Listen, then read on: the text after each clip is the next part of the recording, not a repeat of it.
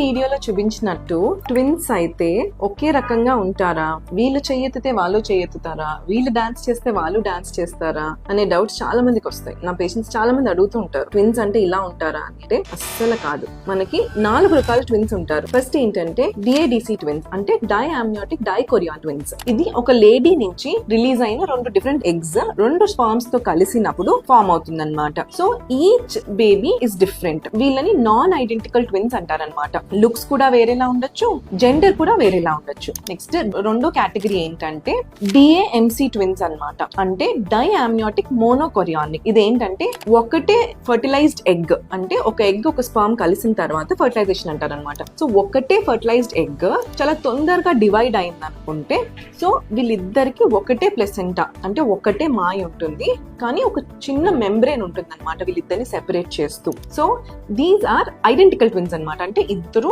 ఒకే gender అవుతారు and ఒకేలా కనిపించవచ్చు, కానీ వీళ్ళు ఒక బేబీ చేసిందే ఇంకో బేబీ చెయ్యాలి, వీళ్ళు ఏం చేస్తే అదే ఇంకొకరు చేస్తారు అని అయితే లేదు. మూడోది మోనోకొరియానిక్ మోనో అమ్నియోటిక్, అంటే వీళ్ళిద్దరికి ఒక్కటే వూంబ్ ఉంటుంది అనమాట, ఒకటే మాయ, వీళ్ళిద్దరిని సెపరేట్ చేస్తూ ఏ మెంబ్రేన్ ఉండదు. సో వీళ్ళని మోనోకొరియానిక్ మోనో అమ్నియోటిక్ ట్విన్స్ అంటారు. వీళ్ళు కూడా ఐడెంటికల్ ట్విన్స్, ఎందుకంటే ఒకటే ఫర్టిలైజ్డ్ ఎగ్ డివైడ్ అవుతుంది అనమాట, కానీ కొంచెం లేట్ గా డివైడ్ అవుతుంది, అంటే 4 to 7 days ఆఫ్టర్ ఫర్టిలైజేషన్ తర్వాత డివైడ్ అవుతుంది అనమాట. సో ఇలా అవ్వడం వల్ల ఐడెంటికల్ ట్విన్స్ అవుతారు అండ్ ఒకటే జెండర్ కూడా ఉంటారు, ఒకటే మాయ కూడా షేర్ చేసుకుంటారు. 4th కంజాయింట్ ట్విన్స్ అనమాట. ఇదేంటంటే ఒక ఫర్టిలైజ్డ్ ఎగ్ చాలా లేట్ గా, అంటే 8 days తర్వాత డివైడ్ అయితే కనుక వీళ్ళని కంజాయింట్ ట్విన్స్ అంటారు. అంటే వీళ్ళు ఎక్కడో అక్కడ ఒక పార్ట్ లో అతుక్కుని ఉంటారు, హెడ్ కానీ థొరాక్స్ కానీ నడుం దగ్గర కానీ ఎక్కడో ఒక చోట అతుక్కుని ఉంటారు. ఇది చాలా చాలా చాలా రేర్ ఫినామినా. ఇప్పుడు మీకు ట్విన్స్ గురించి అర్థమైంది అనుకుంటే కదా, మనకి ఒకే రకంగా ఉండే ట్విన్స్ ఎప్పుడు పుడతారు,